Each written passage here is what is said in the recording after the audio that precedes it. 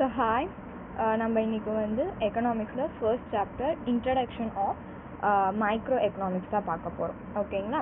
So first என்னென்னா, எக்கனாமிக்ஸில் வந்து 2 types இருக்குது. ஒன்று மைக்ரோ, இன்னொன்று வந்து மேக்ரோ. மைக்ரோ எக்கனாமிக்ஸ் வந்து நம்ம 11th படிப்போம், மேக்ரோ எக்கனாமிக்ஸ் வந்து நம்ம 12th படிப்போம். மைக்ரோ அப்படின்னா என்னென்னா ஸ்மாலை தான் வந்து மைக்ரோ அப்படின்னு சொல்லுவாங்க. மைக்ரோவுக்கு வந்து மீனிங் என்னென்னா ஸ்மால், மேக்ரோ வந்து லார்ஜ். ஓகேங்களா?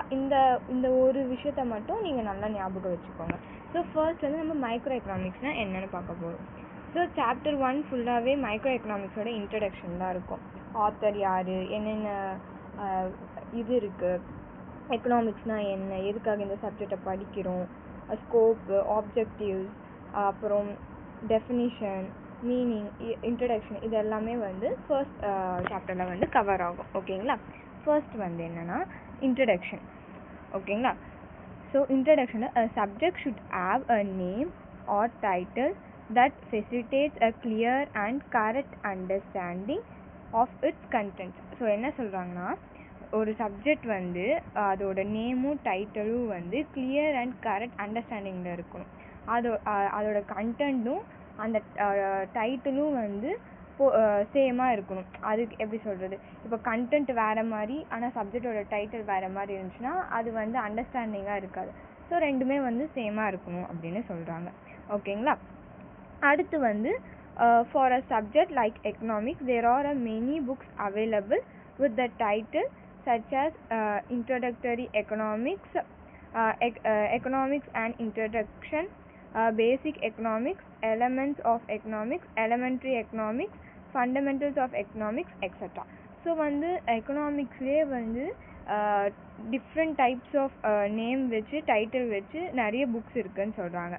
But these books have the same content through each is intent to serve readers of different levels of interest and capacity அப்படின்னு சொல்கிறாங்க.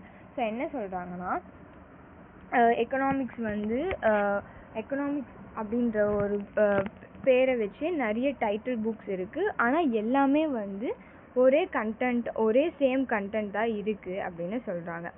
A good introduction to a subject besides containing the meaning of its title should have explanation of the nature, scope of the subject. So என்ன சொல்கிறாங்கன்னா, இப்போ வந்து நம்ம introduction of micro economics தானே பார்க்குறோம். So ஒரு இன்ட்ரடக்ஷன்னா என்ன இருக்கணும்னா, மீனிங்கோட டைட்டிலோட மீனிங் என்ன, அதோட ஸ்கோப், அதோட நேச்சர், சப்ஜெக்டோட ஸ்கோப் எல்லாம், அதோட எல்லா எக்ஸ்ப்ளனேஷனும் வந்து அந்த இன்ட்ரடக்ஷனில் இருக்கணும் அப்படின்னு சொல்கிறாங்க. whether the subject is traditional or modern, static or dynamic. So என்ன சொல்கிறாங்கன்னா, அந்த சப்ஜெக்ட் வந்து ட்ரெடிஷ்னலாக இருக்கட்டும், இல்லைனா மாடர்னாக இருக்கட்டும், இல்லைனா ஸ்டாட்டிக்காக இருக்கட்டும், டைனாமிக்காக இருக்கட்டும், ஆனால் அந்த இன்ட்ரடக்ஷன் அப்படின்ற ஒரு பார்ட்டில் வந்து அந்த டைட்டிலோட மீனிங், எக்ஸ்ப்ளனேஷன் இருக்கணும், சப்ஜெக்டோட நேச்சர் இருக்கணும், ஸ்கோப்பும் இருக்கணும் அப்படின்னு சொல்கிறாங்க. The readers should be in a position to classify the subject as belonging to either arts alone or to science alone or to both. So என்ன சொல்கிறாங்கன்னா, அந்த புக்ஸை படிக்கிறவங்க ரீடர்ஸ்க்கு வந்து எப்படி இருக்கணும்னா, ரொம்ப கிளியராகவும் ரொம்ப கிளாஸிஃபையாகவும் இருக்கணும். ஒன்று அது ஆர்ட்ஸ் மட்டும் இருக்கணும், இல்லைனா அது சயின்ஸ் பிலாங்காக இருக்கணும், இல்லை ரெண்டும் சேர்ந்து இருக்கலாம் அப்படின்ற மாதிரி சொல்கிறாங்க. The significance of all the branches of the subject should place in it. So என்ன சொல்கிறாங்கன்னா, இப்போ எக்கனாமிக்ஸ் அப்படின்னா அதில் என்னென்ன பிரான்ச்சஸ் இருக்குது, எக்கனாமிக்ஸ் அப்படின்னா அதில் நிறைய பிரான்ச்சஸ் இருக்குது, நிறைய ஆத்தர்ஸ் அதை பற்றி எழுதியிருக்காங்க. ஸோ அது எல்லாமே வந்து அதில் வந்து பிளேஸ் ஆகிருக்கணும், அந்த புக்கில் வந்து இருக்கணும் அப்படின்னு சொல்கிறாங்க. As they go through the introduction, the readers should able to understand the relationship of the subject with other subjects அப்படின்னு சொல்கிறாங்க. ஸோ ஒரு வாட்டி அந்த இன்ட்ரடக்ஷனை படித்தோடனே ரீடர்ஸ்க்கு வந்து அந்த சப்ஜெக்டோட ஒரு கனெக்டிவாக இருக்கணும் அப்படின்னு சொல்கிறாங்க. Newer areas incorporated into the subject and the newer ways of comprehending its contents are to highlighted in the introduction. So என்ன, இந்த சப்ஜெக்டோட நியூவர் ஏரியாவாக இருக்கட்டும், இந்த சப்ஜெக்டோட ஒரு புது கண்டென்ட்டாக இருக்கட்டும், அதெல்லாம் வந்து இன்ட்ரடக்ஷனை வந்து ஹைலைட் பண்ணி காட்டணும் அப்படின்னு சொல்கிறாங்க. So the methodology apply in the derivation of its law or to stated in such introduction. So இது வந்து இந்த மெத்தட் வந்து எல்லா இதுலேயும் வந்து டெரிவேட் ஆகும்னு சொல்கிறாங்க.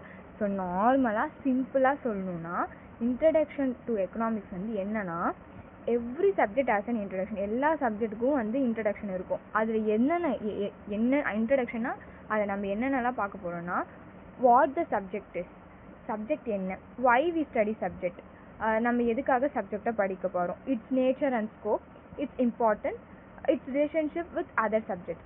ஸோ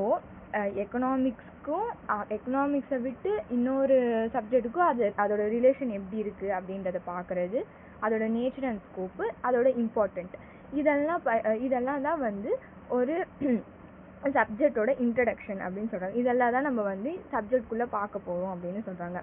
அதே மாதிரி economic studies how people use limited resource to satisfy unlimited wants. So first economics அப்படி என்னென்னா ஒரு லிமிட்டட் ரிசோர்ஸை வச்சு இப்போ வந்து இப்போ நம்மளோட கண்ட்ரியில் பார்த்தோன்னா நம்மளோட எக்கனாமி லெவல் வந்து கம்மியாக இருக்கும். ஸோ நம்மளுக்கு அவ்வளோ ரிசோர்ஸ் வராது. எக்கனாமி கம்மியாக இருக்கிறப்போ நம்மளால் கம்மியான ரிசோர்ஸை மட்டும்தான் இது பண்ண முடியும். ஸோ அந்த கம்மியான ரிசோர்ஸை வச்சு நம்ம எப்படி அன்லிமிட்டெட் வான்ஸ், அதாவது நம்மளோட வான்ஸை நம்ம வந்து சாட்டிஸ்ஃபை பண்ணுறோம் எப்படி அப்படின்றது காட்டுறது தான் வந்து எக்கனாமிக்ஸ். ஓகேங்களா? ஸோ இன்ட்ரடக்ஷன் உங்களுக்கு நல்லா புரிஞ்சிருக்கும்.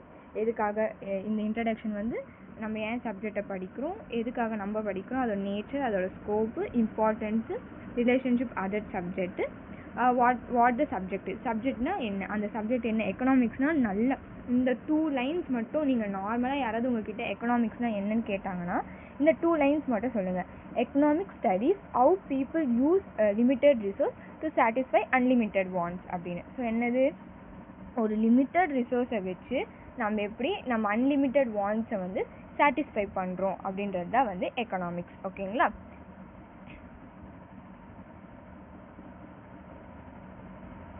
ஸோ நம்ம மீனிங் பார்க்கலாம்.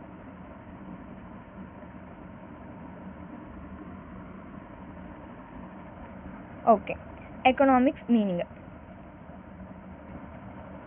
Okay, the term or word economics comes from the ancient Greek oikonomikos. Oiko means households and nemein means management. So இது என்ன சொல்கிறாங்கன்னா இந்த வேர்டு வந்து எங்கேருந்து டிரைவ் ஆகிருக்குன்னா ஏஷியன் க்ரீக்கில் இருந்து டிரைவ் ஆகிருக்கு. ஓய்கோஸ் அப்படின்னா ஹவுஸ் ஹோல்ட் அப்படின்னு சொல்லுவாங்க. நிமைன் மீன்ஸ் அப்படின்னா மேனேஜ்மெண்ட், கஸ்டம்ஸ் ஆர் லாஸ் அப்படின்னு சொல்லுவாங்க. ஓகேங்களா? ஸோ நல்லா தெரிஞ்சுக்கோங்க, எக்கனாமிக்ஸ் அந்த அப்படின்ற வேர்டு வந்து எங்கேருந்து வந்திருக்குன்னா ஏஷியன் க்ரீக்கில் இருந்து. அதோட மீனிங் என்னென்னா ஹோய்கோனா ஹவுஸ் ஹோல்ட், நிமைன் அப்படின்றத வந்து மேனேஜ்மெண்ட், கஸ்டம் ஆர் லா அப்படின்னு சொல்லுவாங்க. So the term economics means management of ஹவுஸ் ஹோல்ட்ஸ். ஸோ எக்கனாமிக்கோட மீனிங் என்ன, எக்கனாமிக் அப்படின்ற ஒரு வேர்டில் சொல்லணுன்னா எக்கனாமிக்ஸ் அப்படின்னா மேனேஜ்மெண்ட் ஆஃப் ஹவுஸ் ஹோல்ட் அப்படின்னு சொல்லுவாங்க. ஓகேங்களா? The subject earlier known as political economy. So இந்த சப்ஜெக்ட் வந்து இதுக்கு முன்னாடி வந்து என்னன்னு சொல்லியிருக்காங்கன்னா பொலிட்டிக்கல் எக்கனாமி அப்படின்ற டைட்டில் வச்சுருக்காங்க. Is renamed as economics in the later 19th century by Alfred Marshall. So 19th centuryல வந்து ஆல்ஃபர்ட் மார்ஷல் வந்து இந்த பொலிட்டிக்கல் எக்கனாமி அப்படின்றத வந்து எக்கனாமிக்ஸ் அப்படின்னு மாற்றிருக்காங்க. ஸோ ஃபர்ஸ்ட் மீனிங்கில் என்ன சொல்கிறாங்க, த வேர்ட் எக்கனாமி வந்து எங்கேருந்து டிரைவ் ஆகிருக்குன்னா ஏஷியன் க்ரீக்லேருந்து டிரைவ் ஆகிருக்கு. எக்கனாமிக்ஸோட எக்கனாமிக்ஸ்னால் என்னென்னா மேனேஜ்மெண்ட் ஆஃப் ஹவுஸ் ஹோல்ட்ஸ். அதே மாதிரி இது ஏர்லியராக வந்து பொலிட்டிக்கல் எக்கனாமி அப்படின்னு சொல்லியிருக்காங்க, டைட்டில் இருந்திருக்கு. அதுக்கப்புறம் 19th centuryல ஆல்ஃபர்ட் மார்ஷல் அப்படின்ற ஒரு ஆத்தர் வந்து அதை எக்கனாமிக்ஸ் அப்படின்னு ரீநேம் பண்ணியிருக்காங்க. ஓகேங்களா? புரிஞ்சிச்சா? ஸோ அடுத்து பார்க்கலாம். அடுத்து its nature. So nature of economics. First வந்து நேச்சர் அப்படின்னா என்னென்னா கேரக்டரிஸ்டிக்ஸ் ஆஃப் சப்ஜெக்ட். அந்த சப்ஜெக்டோட கேரக்டர் என்ன அப்படின்றது தான் வந்து நேச்சர். ஓகேங்களா? ஸோ வாங்க, the nature of the subject refers to the contents and how why they find a place in the subject. ஸோ நான் சொன்ன மாதிரி தான் நேச்சர் அப்படின்னா என்னென்னா ஒரு அந்த சப்ஜெக்டோட கேரக்டரிஸ்டிக்ஸ். ஸோ இங்கே என்ன சொல்கிறாங்கன்னா இது அந்த அந்த நேச்சர் அந்த சப்ஜெக்டோட நேச்சர் வந்து எப்படி அந்த சப்ஜெக்டில் வந்து பிளேஸ் ஆகுது, எப்படி அதை ஃபைன் பண்ணி பிளேஸ் பண்ணுறாங்க. இப்போ எக்கனாமிக்ஸ் அப்படின்னா நம்ம வந்து சயின்ஸ் எடுத்துகிட்டு வந்து இது உள்ளே வைக்க முடியாது. எக்கனாமிக்ஸ்னால் பொருளாதாரம், அதுக்கு சேர்ந்த மாதிரி டிபெண்டான இருக்க கண்டென்ட்ஸை எடுத்துகிட்டு வந்து வைக்கிறாங்க அப்படின்னு சொல்கிறாங்க. This nature is understood by studying various definitions given by the notable economists. So என்ன சொல்கிறாங்கன்னா நிறைய ஆத்தர் வந்து நிறைய டெஃபினிஷன் கொடுத்துருக்காங்க. வேரியஸ் டெஃபினிஷன் இருக்கும். அந்த எல்லா டெஃபினிஷனுமே நோட்டபிள் பண்ணி அதுக்கப்புறம் தான் வந்து இந்த நேச்சரை வந்து இதை அண்டர்ஸ்டாண்ட் பண்ணிக்க கொடுத்துருக்காங்க அப்படின்னு சொல்கிறாங்க. ஓகேங்களா. The existence of multiplicity of the definition makes some scholars comment that a search for clear definition of economics is a fertile exercise அப்படின்னு சொல்கிறாங்க. ஸோ என்னன்னா சிம்பிள் நேச்சர் ஆஃப் எக்கனாமிக்ஸ்னால் ஒரு சப்ஜெக்டோட கேரக்டரிஸ்டிக்ஸ். ஓகேங்களா. நிறைய எக்கனாமிஸ்ட் வந்து நிறைய டிஃப்ரெண்ட் டெஃபினேஷன் கொடுத்துருக்காங்க. அதில் எல்லா டெஃபினேஷனுமே வந்து எத்தனை டெஃபினேஷன் வந்து சேமாக இருக்குது அப்படின்றது பார்த்து இதுக்கு வந்து ஒரு கரெக்ட் கண்டென்ட்டாகவும் ஒரு கரெக்ட் டெஃபினேஷனாகவும் கொடுத்துருக்காங்க. ஓகேங்களா. அடுத்து பார்த்தீங்கன்னா ஜேஎம் ஒரு நிமிஷம்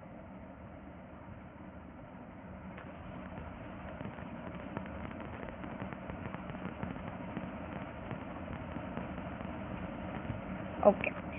J.M. Keynes, for example, observe the political economy is said to have strangled itself with definition. So political economy இப்போ வந்து ஜேஎம் கெய்னிஸ்னு ஒரு ஆத்தர் வந்து என்ன சொல்கிறாங்கன்னா பொலிட்டிக்கல் எக்கனாமி வந்து என்ன சொல்லுதுன்னா அந்த டெஃபினிஷன் வந்து அதுவே வந்து உருவாக்குது அப்படின்ற மாதிரி சொல்கிறாங்க. The presence makes studying a subject interesting, exciting, enjoyable or worthwhile அப்படின்னு சொல்கிறாங்க.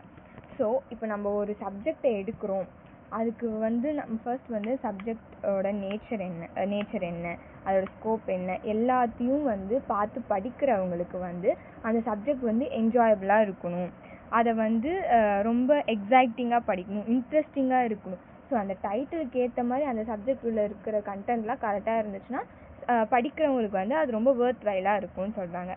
In fact their presence in a social science subject is a clear sign to growth of the science.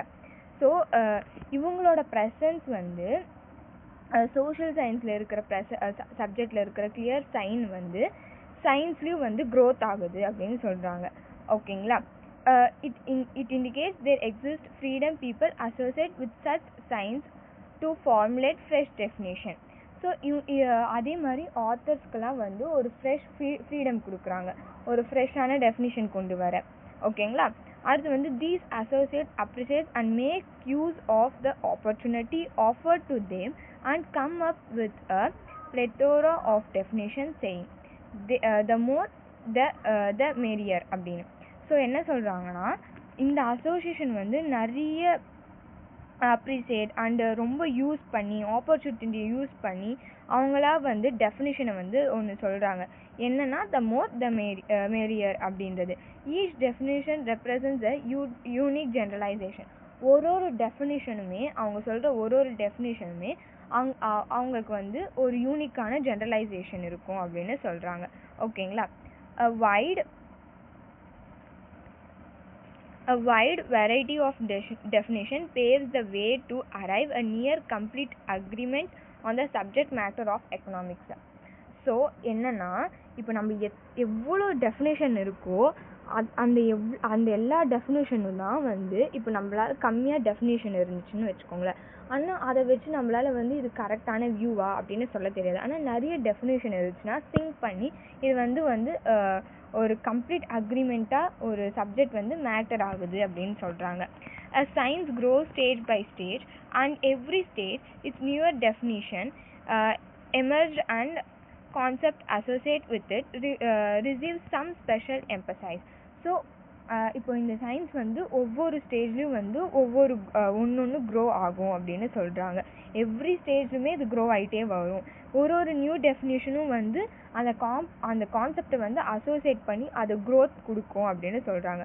However, the study of subject is made possible when it possesses clear-cut definition and boundary. So இப்போ ஒரு content நம்ம எடுக்கிறோன்னு வச்சுக்கோங்களேன். எக்கனாமிக்ஸ்க்கு ஒரு content இருக்குன்னா அது economics கண்டென்ட்டில் இருக்க பவுண்ட்ரிலேயே தான் வந்து நம்ம கிளியர் கட்டாக அந்த டெஃபினிஷன் எடுக்கணும்.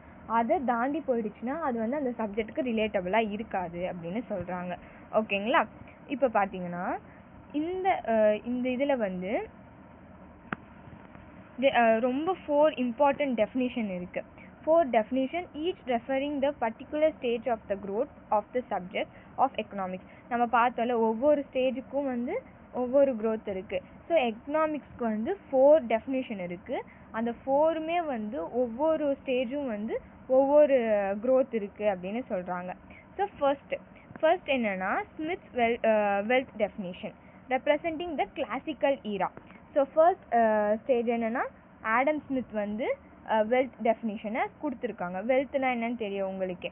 அடுத்து வந்து Marshall's welfare definition representing the neo classical era. So Alfred Marshall வந்து வெல்ஃபேர் டெஃபினிஷனை கொடுத்துருக்காங்க. ஆடம் ஸ்மித் வந்து என்ன definition? Wealth definition. Alfred Marshall வந்து வெல்ஃபேர் டெஃபினிஷன். லயனல் ராபின்ஸ் வந்து scarcity definition representing the newer age. So ஸ்கேர்சிட்டினா என்னன்னு தெரியும், பற்றாக்குறை. ஸோ லயனல் ராபின்சன் வந்து ஸ்கேர்சிட்டி டெஃபினிஷன் கொடுத்துருக்காங்க. பால் சாமுவல்சன் growth definition representing the modern age. At present நம்ம மாடர்ன் ஏஜில் இருக்கோம்ல அது. ஸோ அவங்க வந்து ஒரு நாலு ஆத்தருமே வந்து ஒரு ஸ்டேஜ் டெஃபினிஷனும் கொடுத்துருக்காங்க. வெல்த்னா என்ன, நம்ம வந்து செல்வம், ஒரு நல்ல ஒரு ஹை ஸ்டாண்டர்டாக இருக்கிற எக்கனாமிக்ஸ் டெஃபினிஷன் கொடுத்துருக்காங்க. வெல்ஃபேர்னா நம்மளோட தேவையான நீட்ஸ் அண்ட் வாட்ஸ். ஸ்கேர்சிட்டினா பற்றாக்குறை. க்ரோத்னா மாடர்ன் டெஃபினிஷன். ஸோ 4 ஆத்தருமே வந்து உங்களுக்கு 4 ஸ்டேஜஸ் டெஃபினிஷன் கொடுத்துருக்காங்க. நம்மளுக்கு கீழே வந்து ஒரு ஆத்தருக்கும் அந்த ஃபுல் கிரிட்டிசிசம், அதோட இம்பார்ட்டன்ஸ் என்ன எல்லாமே இருக்கும். நம்ம எல்லாமே பார்க்கலாம். ஓகேங்களா? அதே மாதிரி இந்த கொஷின் வந்து ரொம்ப இம்பார்ட்டண்ட். ஓகேங்களா? ரொம்ப இம்பார்ட்டன்ட். இந்த கொஷின் ரொம்ப இம்பார்ட்டன்ட். நீங்கள் வந்து எப்போ இந்த ஃபர்ஸ்ட் லெசன்லேருந்து உங்களுக்கு ஒரு டீட்டெயில் கேட்குறாங்க அப்படின்னாலே இதுலேருந்து கம்பல்சரி இந்த டீட்டெயில் வந்துடும். ஏன்னா வந்து இந்த 4 டெஃபினிஷன் தான் வந்து இன்ட்ரடக்ஷன் ஆஃப் எக்கனாமிக்ஸ் அப்படின்னு சொல்லிக்கலாம். ஓகேங்களா? ஸோ நல்லா ஞாபகம் வச்சுக்கோங்க.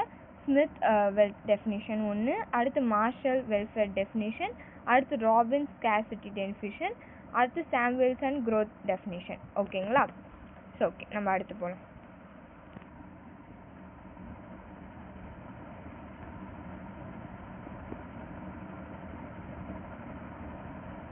So wealth definition Adam Smith. So Adam Smith வந்து 1723 to 1719 வரைக்கும் in his book. Adam Smith வந்து 1723 to 1719 in his book and inquiry into nature and cause of wealth of nation. 1776 defines economics as the science of wealth. So 1776 வந்து economics வந்து என்னென்னு defined ஆகிருக்குன்னா science of wealth அப்படின்னு சொல்லியிருக்காங்க. அதுக்கப்புறம் Adam Smith is called the father of economics அப்படின்னு சொல்லுவாங்க. ஓகேங்களா? ஆடம் ஸ்மித் வந்து ஃபாதர் ஆஃப் எக்கனாமிக்ஸ் அப்படின்னு சொல்லுவாங்க. ஞாபகம் வச்சுக்கோங்க. an inquiry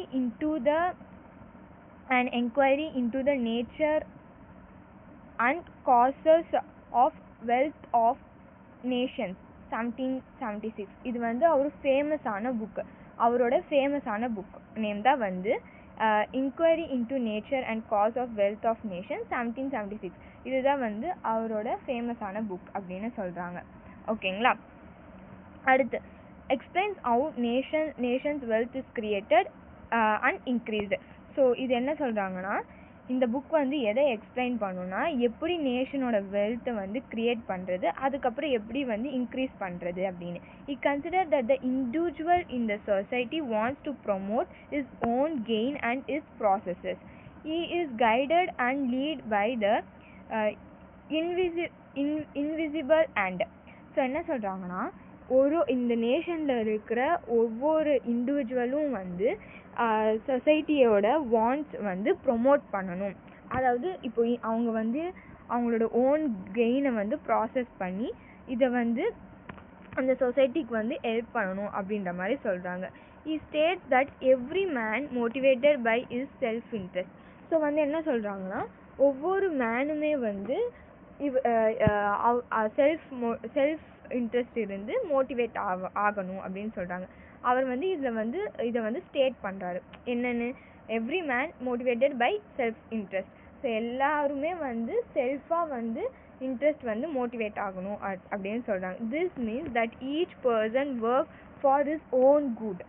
ஸோ மற்றவங்க நம்மளுக்காக வந்து மீன்ஸ் ஒர்க் பண்ணி கொடுக்க மாட்டாங்க. அவங்களுக்கு வேண்டியது வந்து அவங்களே வந்து ஒர்க் பண்ணி அதை வந்து வாங்கிக்கணும், ஓன் பண்ணணும் அப்படின்னு இவர் வந்து சொல்கிறாரு. ஓகேங்களா? யார்? Adam Smith, wealth definition. ஓகேங்களா? அடுத்து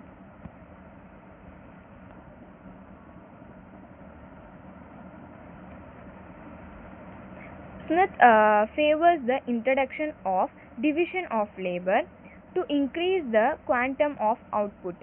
ஸோ என்ன சொல்கிறாங்கன்னா, ஸ்மித் வந்து favours the introduction of division of labour. அதாவது லேபர்ஸோட வந்து இன்க்ரீஸ் பண்ணி ஒரு கூடோட குவாண்டம் வந்து ரொம்ப இன்க்ரீஸ் பண்ணி அவுட்புட் வந்து அதிகமாக வரணும் அப்படின்ற மாதிரி சொல்கிறாங்க. Serves competition in factors and society, helps in bettering the production. So என்ன சொல்கிறாங்கன்னா, ஒரு சொசைட்டியோட ப்ரொடக்ஷனை வந்து பெட்டர் பண்ணுறாங்க, ஃபேக்ட்ரிஸை வந்து பெட்டர் பண்ணுறாங்க அப்படின்னு. Supply force is very active and commodity is made available to the consumers at the lowest price. So வந்து என்ன சொல்கிறாங்கன்னா, சப்ளை ஃபோர்ஸை வந்து அதிகமாக படுத்தி கமாடிட்டி வந்து கஸ்டமர்ஸ்க்கு வந்து ஒரு லோவஸ்ட் ப்ரைஸில் தரணும் அப்படின்னு சொல்கிறாங்க. ஓகேங்களா? Attainment and with the use of material request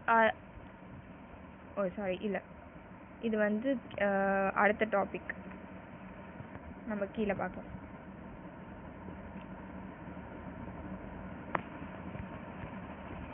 okay, criticism. So இந்த ஆடம் ஸ்மித்தோட கிரிட்டிசிசம் என்னன்னு சொல்கிறாங்க. ஸோ நார்மலாக ஃபர்ஸ்ட் அவங்க மேலே இருக்கிற இன்ட்ரடக்ஷனை நான் சொல்கிறேன்.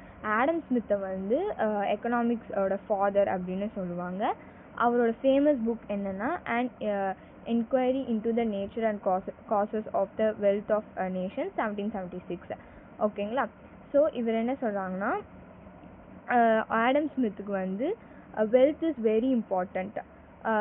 அவருக்கு வந்து வெல்த்து தான் ரொம்ப இம்பார்ட்டன்ட். அதுக்கப்புறம் people work to earn wealth. நம்மள பீப்புள் வந்து வெல்த்தை வந்து இன்க்ரீஸ் பண்ணதான் வந்து ஒர்க் பண்ணுறாங்க அப்படின்னு சொல்கிறாங்க. Country progress depends on wealth. So okay, ஒரு கண்ட்ரியோட ப்ராக்ரஸ், ஒரு கண்ட்ரியோட ரெப்புடேஷன் வந்து வெல்த்து தான் டிபெண்ட் பண்ணி இருக்குது அப்படின்னு சொல்கிறாங்க. He also introduced the idea of the invisible hand.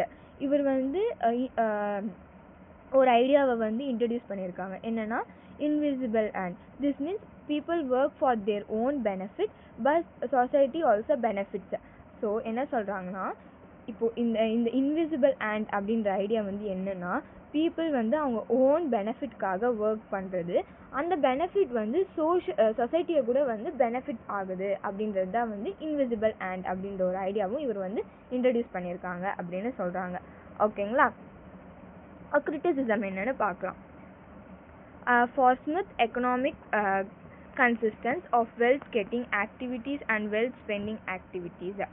So என்ன சொல்கிறாங்கன்னா, economics consist of wealth getting activities and wealth spending activities அப்படின்னு சொல்கிறாங்க. And undue emphasis is given to material wealth. Wealth is treated to be end in itself.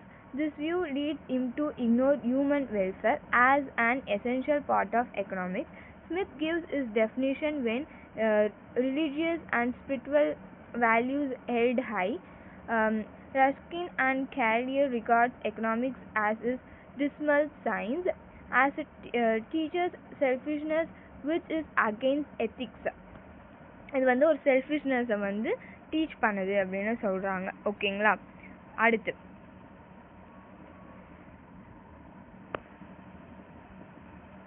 attainment and with the use of a material of well-being.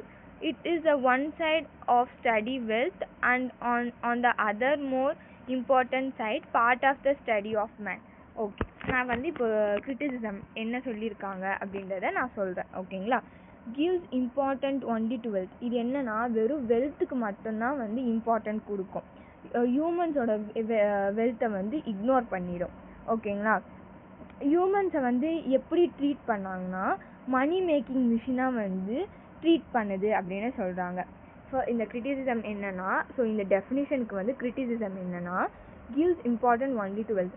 வெல்த்தை தாண்டி ஒரு கண்ட்ரியில் எக்கனாமிக்ஸில் அதிகமாக இருக்குது, ஆனால் இது வெறும் வெல்த்துக்கு மட்டும்தான் வந்து இம்பார்ட்டன்ஸ் கொடுக்குது அப்படின்னு சொல்கிறாங்க. அடுத்து ஹியூமன்ஸோட வெல்ஃபேரை வந்து, வெல்ஃபேர்னால் என்ன, நீட்ஸ் அண்ட் வாண்ட்ஸ், ஹியூமனோட வெல்ஃபேரை வந்து இக்னோர் பண்ணுது அப்படின்னு சொல்கிறாங்க. Humans are treated like a money making machines அப்படின்னு சொல்கிறாங்க. ஸோ என்ன சொல்கிறாங்கன்னா ஹியூமன்ஸை வந்து ஒரு மணி மேக்கிங் மிஷினாக தான் வந்து யூஸ் பண்ணுறாங்க. ஸோ வெல்த்து இன்க்ரீஸ் பண்ணுன்னு வெறும் ஹியூமன்ஸை வந்து ஒரு மணி மேக்கிங் மிஷினாக யூஸ் பண்ணுறாங்க அப்படின்றது தான் வந்து இவருக்கு கிரிட்டிசிசமில் சொல்கிறாங்க. ஓகேங்களா, அடுத்து the important features of Marshall definition are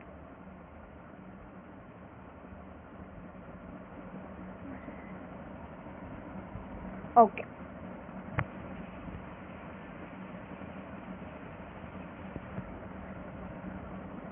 Wealth definition Alfred Marshall. So அடுத்த செகண்ட் ஒன் என்னன்னா wealth definition Alfred Marshall. So criticism வந்து இங்கோட ஸ்டாப் ஆகிடுது. ஓகேங்களா, இது வந்து உங்களுக்கு இங்கேருந்து இப்படி கண்டினியூ ஆகுது. ஓகேங்களா, ஸோ வாங்க அடுத்த டாபிக் படிக்கலாம். Welfare definition Alfred Marshall. Okay, Alfred Marshall 1842 to 1924 in his book Principles of Economics 1890 defines economics thus political economy or economy is study of mankind in the ordinary business of life. It examines that part of individual and social action which is more closely connected with the mostly connected with the attainment and which use of the material request of well-being. It is one side a study of wealth and the other and more important side part of the study of man. Okay, so Alfred Marshall வந்து என்ன சொல்றாங்கன்னா economics is the study of mankind in ordinary business of life ன்னு சொல்றாங்க. Welfare definition Alfred marshal என்ன சொல்றாங்கன்னா ஒரு சராசரி ஒரு சாதாரணமான ஒரு ஆர்டினரி பிஸ்னஸ் லைஃப் அதான் வந்து ஸ்டடி பண்ணுது, ஒரு mankind in ordinary business of life தான் வந்து எக்கனாமி வந்து ஸ்டடி பண்ணுது அப்படின்னு சொல்கிறாங்க. அவர் வந்து நிறைய இம்பார்ட்டண்ட் வந்து கொடுத்துருக்காங்க வெல்ஃபேருக்கு. என்னென்னா human welfare, human happiness, material வெல்பீயிங்கு.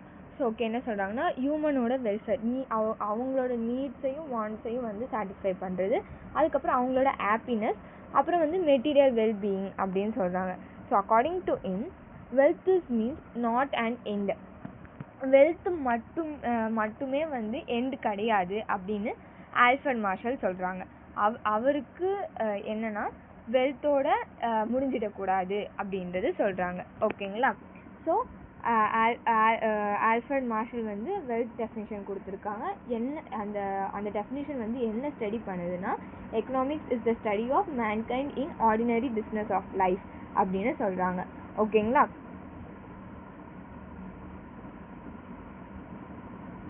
அடுத்து the important features of a Marshall definition. A. Economics does not treat wealth as being all end all. இப்போ நான் சொன்னேன்ல of economic activities. A man promotes primarily welfare and not wealth. So என்ன சொல்கிறாங்கன்னா first important ஃபியூச்சரில் wealth வந்து எல்லாமே வெல்த்தோட முடிஞ்சிடும் economic activities அப்படின்னு கிடையாதுன்னு சொல்கிறாங்க. மேன் வந்து வெல்ஃபேரை வந்து ப்ரொமோட் பண்ணுறாங்க, வெல்த்து கிடையாது. மேனுக்கு வந்து ஒரு வெல்ஃபேர் தான் தேவை, வெல்த் கிடையாது அப்படின்னு சொல்கிறாங்க. சரி, பி. அடுத்து வந்து the science of economics contain the concerns of ordinary people who are moved by love and not merely guided to direct by the desire to get maximum monetary benefit. So அடுத்து அதுதான் ஹியூமனோட happiness. Second என்ன சொல்லுதுன்னா ஹியூமனோட happiness. இந்த science of economics வந்து எதை சொல்லுதுன்னா ஒரு ordinary பீப்புளோட அவங்க எப்படி மூவ் பண்ணுறாங்க, அவங்களோட ஹாப்பினஸ், அவங்களோட லவ், அந்த மாதிரி ஒரு வெல்ஃபேர் தான் அவங்க வந்து இருக்கணும் அப்படின்னு சொல்கிறாங்க. அடுத்து சி வந்து economics is a social science. It studies people the society who influence one other. So இது என்ன சொல்லுதுன்னா எக்கனாமிக்ஸ் அப்படின்றது ஒரு சோஷியல் சயின்ஸு. ஓகேங்களா? இது என்ன ஸ்டடி பண்ணுதுன்னா people in the society who influence one other, ஒருத்தரை மாற்றி ஒருத்தர் இன்ஃப்ளூயன்ஸ் பண்ணுறதை வந்து இது ஸ்டடி பண்ணுது அப்படின்னு சொல்கிறாங்க. ஓகேங்களா? ஸோ இதோட கிரிட்டிசிசம் பார்க்கலாம் நம்ம. Marshall regrets only material things. He does not consider immaterial things such as service of doctor, a teacher and so on. They are promote people's welfare. So என்ன சொல்கிறாங்கன்னா மார்ஷல் வந்து வெறும் மெட்டீரியல் திங்ஸை தான் வந்து ரிகார்ட் பண்ணுறது, இது வந்து இம்மெட்டீரியல் திங்ஸை வந்து கன்சிடர் பண்ண மாட்டேங்குது அப்படின்னு சொல்கிறாங்க. எப்படின்னா இது வந்து service of a doctor, teacher and அது வெறும் அவங்கள மட்டும்தான் வந்து பீப்புளோட வெல்ஃபேராக வந்து ப்ரொமோட் பண்ணுறாங்க அப்படின்னு சொல்கிறாங்க. Welfare cannot be measured exactly. அடுத்தது வந்து என்னென்னா வெல்ஃபேர் வந்து எக்ஸாக்டாக வந்து மெஷர் பண்ண முடியாது அப்படின்னு சொல்கிறாங்க. இந்த B1 பார்த்தீங்கன்னா இந்த theory of wage Marshall ignores the amount of money that goes on rewards for the service immaterial service. Okay, அவர் வந்து என்ன சொல்கிறாங்கன்னா டாக்டர் வந்து சர்வீஸ் பண்ணுறாங்க, டீச்சர் வந்து சர்வீஸ் பண்ணுறாங்க அப்படின்னு சொல்கிறாங்க. ஆனால் அதுக்கான ரிவார்டு வந்து அந்த சர்வீஸ்க்கு போகுது, ஆனால் அவர் வந்து அதை வந்து இக்னோர் பண்ணுறாங்க. அதுதான் வந்து இம்மெட்டீரியல் சர்வீஸ் அப்படின்னு சொல்கிறாங்க. ஓகேங்களா? அடுத்து C1 என்ன சொல்கிறாங்கன்னா Marshall definition is based on the concept of welfare but it is not clearly defined. So இந்த Marshall definition வந்து based on the concept of welfareன்னு சொல்கிறாங்க. ஆனால் இது வந்து கிளியராக வந்து டெஃபினிஷன் கொடுக்கல அப்படின்னு சொல்கிறாங்க. Welfare varies from person to person, country to country and one period to another period. So என்ன சொல்கிறாங்கன்னா வெல்ஃபேர் வந்து ஒரு பர்சன் டு இன்னொரு பர்சன் வந்து வேரி ஆகலாம், கண்ட்ரி டு கண்ட்ரி வேரி ஆகலாம், பீரியட் டு அனதர் பீரியடும் வேரி ஆகலாம் அப்படின்னு சொல்கிறாங்க. Marshall clearly distinguishes between those things that are capable to promoting welfare of people and those things they are not. Things like liquor that are not capable of promoting welfare but command a price come under the purview of economics அப்படின்னு சொல்கிறாங்க. So marshal வந்து வெறும் மெட்டீரியலை வந்து தான் வெல்ஃபேரை வந்து consider பண்ணுறாங்க, இம்மெட்டீரியலை நான் மெட்டீரியல் வந்து கன்சிடர் பண்ணுறதுல இக்னோர் பண்ணுறாங்க அப்படின்னு சொல்கிறாங்க. அடுத்து வந்து however welfare means happiness or comfortable living condition of an individual or group of people. The welfare of an individual or nation is depend on only the stock of wealth possessed but also and political, social and cultural activities of a nation. So என்ன சொல்கிறாங்கன்னா wealth வந்து எதை வந்து சொல்லுதுன்னா ஒரு individual பர்சனோ இல்லை group பர்சனோ அதோட happiness அப்புறம் கம்ஃபர்டபுளை தான் சொல்லுது. ஆனால் அந்த ஹாப்பினஸ் கம்ஃபர்டபுளே வந்து வெல்த்தை டிபெண்ட் பண்ணி தான் இருக்குது. ஒரு ஸ்டாக் இப்போ வந்து வெல்த்துன்னு நம்மக்கிட்ட காசு இருந்தால் மட்டும்தான் நம்மளால் அந்த ஹாப்பினஸை வந்து நம்மளோட நீட்ஸை வாண்ட்ஸை நம்மளால் சாட்டிஸ்ஃபை பண்ணிக்க முடியும் எல்லாமே சொல்லுது. ஸோ அந்த வெல்த் அப்படின்றது ஒன்று இருந்தால் தான் வந்து வெல்ஃபேரே இருக்கும் அப்படின்றது சொல்கிறாங்க. ஓகேங்களா. ஸோ இப்போ வந்து நம்ம ஆல்ஃப்ரட் மார்ஷலோட கிரிட்டிசிசம் பார்த்துட்டோம். என்ன சொன்னாங்க? Welfare cannot be measured exactly, consider only material welfare, ignores நான் மெட்டீரியல் வெல்ஃபேர். ஸோ கிரிட்டிசிசமில் இந்த 3 இம்பார்ட்டண்ட் மட்டும் நீங்கள் ஞாபகம் வச்சுக்கோங்க. ஓகேங்களா. வெல்ஃபேர் அப்படின்றது வந்து வெல்த்தை ப்ரொசஸ் பண்ணி தான் இருக்குது, டிபெண்ட் பண்ணி தான் இருக்குன்னு சொல்லியிருக்காங்க. ஓகேங்களா. So Alfred Marshall welfare definition நம்ம பார்த்துட்டோம்.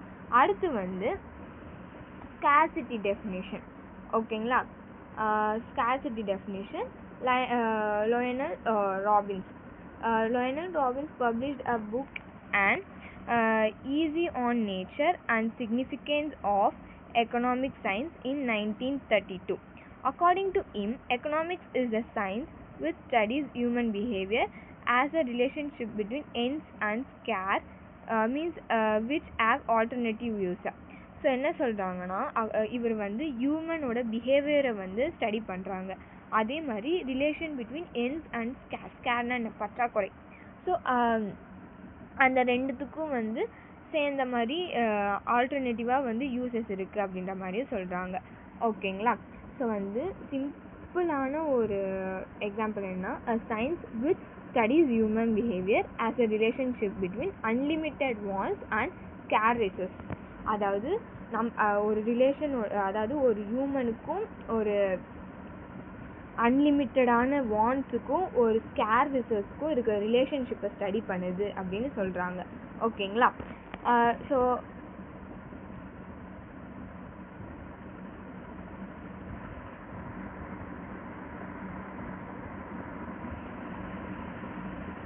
the major features of Robbins' definition are ends refer to an human wants. Human beings have unlimited number of wants. So என்ன சொல்கிறாங்கன்னா, இதை ஹியூமனோட வாண்ட்ஸ் வந்து எண்ட் பண்ணுறாங்க. ஏன்னா வந்து ஹியூமன்ஸ்க்கு வந்து அன்லிமிட்டட் நம்பர் ஆஃப் வாண்ட்ஸ் வந்து இருக்குது அப்படின்னு சொல்கிறாங்க. ஓகேங்களா. அடுத்து வந்து on the other hand, resource or means to go to the satisfy unlimited human wants or limited scarce is in supply. So என்ன சொல்கிறாங்கன்னா, நம்ம வந்து நம்மளோட வாண்ட்ஸ் வந்து அதிகமாக இருக்குது, ஆனால் நம்மளோட வெல்த் வந்து கம்மியாக இருக்குது. ஸ்கேர்னால் என்ன, பற்றாக்குறை. நம்மளோட கண்ட்ரியில் வந்து அதிகமாக ஸ்கேர்சிட்டி இருக்குது அப்படின்னு சொல்கிறாங்க. ஓகேங்களா. the scarcity of a commodity refers to the limited supply only in the relationship demand. ஓகேங்களா. டிமாண்ட்னா என்னன்னு உங்களுக்கு தெரியும். சப்ளைனா அதிகமாக இருக்கிறது, டிமாண்ட்னா கம்மியாக இருக்கிறது. ஸோ இப்போ இந்த இடத்துல என்ன சொல்கிறாங்கன்னா, ஒரு கண்ட்ரியில் வந்து அதிகமாக டிமாண்ட் இருக்கிறப்போ நம்மளால் வந்து நம்மளோட அன்லிமிட்டட் ரிசோர்ஸ் வந்து நம்ம அன்லிமிட்டட் ரிசோர்ஸை வந்து நம்மளால் வந்து சாட்டிஸ்ஃபை பண்ண முடியாது அப்படின்னு சொல்கிறாங்க. ஓகேங்களா. அடுத்து வந்து further, the scarce means are capable of having alternative uses. Hence an individual grades is wants and satisfy first is most urgent want. So என்ன சொல்கிறாங்கன்னா, நம்மளுக்கு அடுத்து என்ன சொல்கிறாங்கன்னா, scarce means having a alternative uses. ஸ்கேர்ஸ்னால் நம்மளுக்கு வந்து அதிகமாக வாண்ட்ஸ் இருக்கும். ஓகேங்களா. இப்போ வந்து ஒரு பட்டர் அண்ட் கன்னுன்னு வச்சுக்கோங்களேன். ஒரு இண்டஸ்ட்ரி வந்து பட்டரை வந்து ப்ரொடியூஸ் பண்ணுது, இன்னொரு இண்டஸ்ட்ரி வந்து கன்னை ப்ரொடியூஸ் பண்ணுது. இப்போ நம்ம எக்கனாமிக்ஸில் நம்மளுக்கு நம்ம வந்து பட்டரை அதிகமாக ப்ரொடியூஸ் பண்ணால் நம்மளுக்கு வந்து ப்ராஃபிட் வருமா, இல்லை கன்னை அதிகமாக ப்ரொடியூஸ் பண்ண ப்ராஃபிட் வருமானு பார்க்கணும். ஆனால் நம்ம ரெண்டுமே ப்ரொடியூஸ் பண்ணணும்.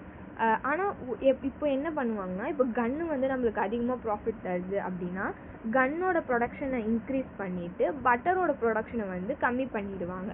ஸோ இதுதான் வந்து ஸ்கேர்சிட்டியோட ப்ராசஸ் அப்படின்னு சொல்கிறாங்க. ஓகேங்களா. Economics according to Robinson is a science of choice. அதாவது எக்கனாமிக்ஸ் அப்படின்றது ஒரு சயின்ஸ் ஆஃப் சாய்ஸ் அப்படின்னு சொல்கிறாங்க. ஓகேங்களா. ஒரு சின்ன எக்ஸாம்பிள், நீங்கள் you have 100 rupees you want. இப்போ வந்து நீங்கள் வந்து 100 rupees வச்சுட்ருக்கீங்க. நீங்கள் வந்து மூவி போகணும், பீஸா வாங்கணும், மொபைல் ரீசார்ஜ் பண்ணணும். பட் லிமிட்டட் வந்து எவ்வளோ, 100 தான். இப்போ நீங்கள் தான் இதை வந்து சூஸ் பண்ணணும். இப்போ நம்ம வந்து அந்த 100 rupees வச்சு மூவிக்கு போகலாமா, இல்லை பீஸா வாங்கலாமா, இல்லை மொபைல் ரீசார்ஜ் பண்ணலாமா அப்படின்றது நீங்கள் தான் சூஸ் பண்ணணும். ஒரு 100 rupees ஒரு 100 ருபீஸை வச்சுக்கிட்டு உங்களால் இந்த 3ல என்ன வேணும் அப்படின்றத சூஸ் பண்ணணும். அதை தான் வந்து ராபின்ஸ் சொல்கிறாரு. ஸோ எக்கனாமிக்ஸ் அப்படின்றத வந்து நம்ம சூஸ் பண்ணுறது. நம்மக்கிட்ட இன்றைக்கி நம்ம 100 ருபீஸ் ஏர்ன் பண்ணியிருக்கோம் அப்படின்னா நம்மளுக்கு வந்து 3 வாண்ட்ஸ் இருக்குது. அதில் நம்மளுக்கு என்ன வாண்ட்ஸ் வேணும் அப்படின்றது எது முக்கியமாக இருக்கோ அதை மிச்ச 2த்தையும் சாக்ரிஃபைஸ் பண்ணிவிட்டு ஒன்றை வந்து நம்ம ஃபுல்ஃபில் பண்ணிக்கிறோம். ஓகேங்களா? அதை தான் அவர் வந்து எக்ஸ்பிளைன் பண்ணுறாரு. ஸோ இதோட கிரிட்டிசிசம் என்ன அப்படின்றத பார்க்கலாம். ஓகேங்களா?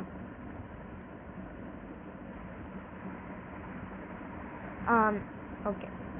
Robbins does not make any definition between goods conducive to human welfare and goods that are not. In the production of rice and alcoholic drink, the scarce resources are used, but the production of rice promotes human welfare, while that of an alcoholic drinks does not.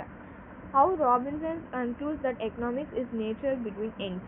Okay, so என்ன சொல்கிறாருன்னா, Robinson வந்து எந்த ஒரு கூட்ஸையும் ஹியூமனோட வெல்ஃபேரையும் வந்து connect பண்ண distinction கொடுக்கல அப்படின்ற மாதிரி சொல்கிறாங்க. இப்போ ஒரு ப்ரொடக்ஷனில் நான் சொன்னேன் பார்த்தீங்களா, பட்டர் அண்ட் கன் அப்படின்ற ஒரு ப்ரொடக்ஷன் நான் சொன்னேன் இல்லைங்களா, அந்த மாதிரி தான் இவங்க ரைஸ் அண்ட் ஆல்கஹாலிக்கும் சொல்கிறாங்க. இப்போ ரைஸ் வந்து நம்மளுக்கு ஹியூமனோட வெல்ஃபேர் கொடுக்குது, நீட்ஸ் அண்ட் வாண்ட் கொடுக்குது, ஆனால் ஆல்கஹாலிக் வந்து கொடுக்கல. அப்போ நம்ம என்ன பண்ணணும், ரைஸோட ப்ரொடக்ஷனை இன்க்ரீஸ் பண்ணிவிட்டு ஆல்கஹாலிக் ட்ரிங்க்ஸை வந்து கம்மி பண்ணிடணும். ஓகேங்களா? அதை தான் வந்து சொல்கிறாங்க. அடுத்து வந்து economic deals not only with the micro economics aspects of resource allocation, the determination of the price of commodity, but also with the macroeconomics aspects like how. So okay, இப்போ என்ன சொல்கிறாங்கன்னா, லயனல் ராபின்சன் வந்து வெறும் micro எக்கனாமிக்ஸை deal பண்ணியிருக்கிற டெஃபினேஷனை மட்டும்தான் கொடுத்துருக்காங்க. ஆனால் economics வந்து வெறும் மைக்ரோ எக்கனாமிக்ஸை வந்து மட்டும் டீல் பண்ணி வச்சுருக்கிறது கிடையாது. அது வந்து மேக்ரோ எக்கனாமிக்ஸையும் டீல் பண்ணி இருக்குது. ஆனால் இது வந்து ராபின்சன் வந்து ரெடியூஸ் பண்ணியிருக்காங்க. இந்த தியரியில் வந்து ரிசோர்ஸ் வந்து அலோகேஷன் ஆகலை அப்படின்னு சொல்கிறாங்க. ஓகேங்களா? அடுத்து வந்து C, Robinson definition does not cover the theory of economic growth and development.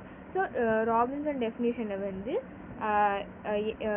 Theory of economic க்ரோத்தும் டெவலப்மெண்ட்டும் வந்து கவர் ஆகலை அப்படின்னு சொல்கிறாங்க. ஓகேங்களா? ஸோ உங்களுக்கு இந்த ஸ்கேசிட்டி டெஃபினிஷன் வந்து புரிஞ்சிருக்கும்.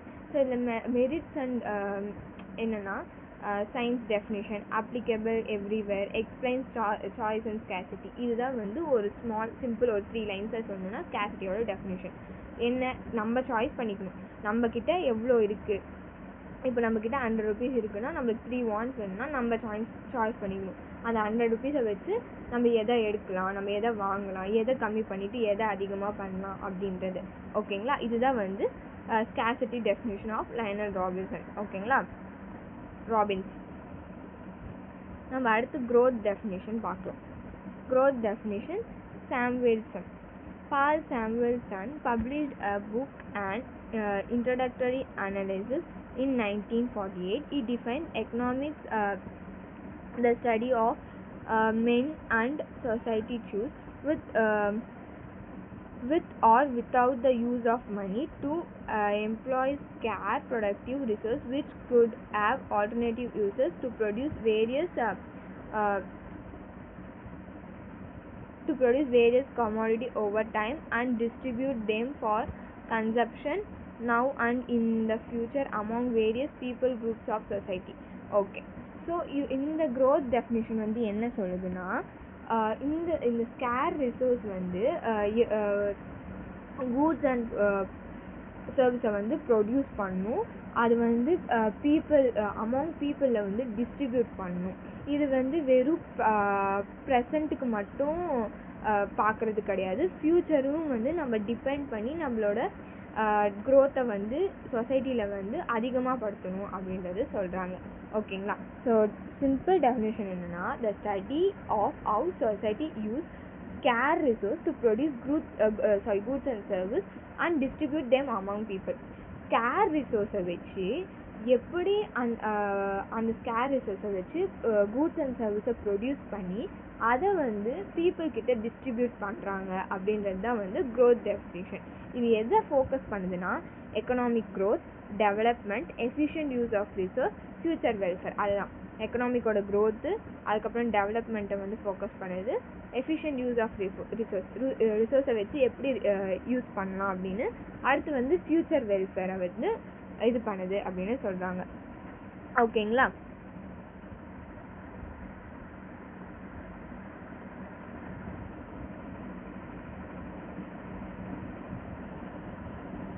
Okay. The major implications of this definition are as follows. Like Robin Samuel states that that means are scarce in relation to unlimited ends, and such means could be put alternative uses. So எப்படி வந்து Robbins வந்து state பண்ணியிருக்காங்க, ஸ்கேரோட ரிலேஷனை வந்து end பண்ணிவிட்டு alternative யூசஸை வந்து அதிகமாக படுத்துது. அதே மாதிரி Samuelson makes this definition dynamic by including the element of time in it. This definition covers the theory of economic growth. So அதே தான் நான் சொன்ன மாதிரி இது வந்து மூணு ஃபோக்கஸ் பண்ணுது. ஃபர்ஸ்ட் வந்து எக்கனாமிக் க்ரோத், அப்புறம் டெவலப்மெண்ட்டை. அதுதான் இவர் வந்து என்ன கவர் பண்ணுறாங்கன்னா எக்கனாமிக் க்ரோத்தை வந்து கவர் பண்ணுறாங்க அப்படின்னு சொல்கிறாங்க. ஓகேங்களா? அடுத்து சாம்வெல் டெஃபினேஷன் இஸ்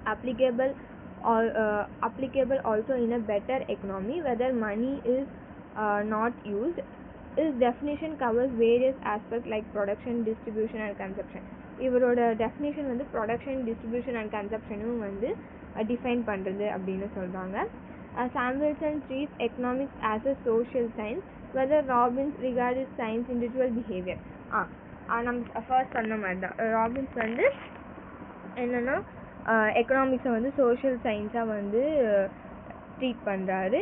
இது வந்து ஒரு இண்டிவிஜுவல் பிஹேவியரையும் வந்து ரிகார்ட் பண்ணுது அப்படின்னு சொல்கிறாங்க. ஓகேங்களா?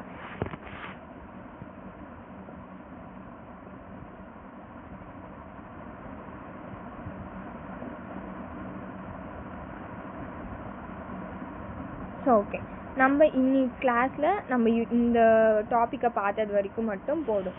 ஓகேங்களா? ஸோ நம்ம என்னென்ன பார்த்துருக்கோம், இன்ட்ரடக்ஷன் பார்த்துருக்கோம், எக்கனாமிக்ஸோட மீனிங் பார்த்துருக்கோம், அதுக்கப்புறம் அந்த 4 டெஃபினிஷன் 4 ஸ்டேஜஸ் இருக்குது இல்லைங்களா? என்னென்ன wealth definition Adam Smith, welfare definition Alfred Marshall, அடுத்து ஸ்கேர்சிட்டி டெஃபினிஷன் வந்து யார்,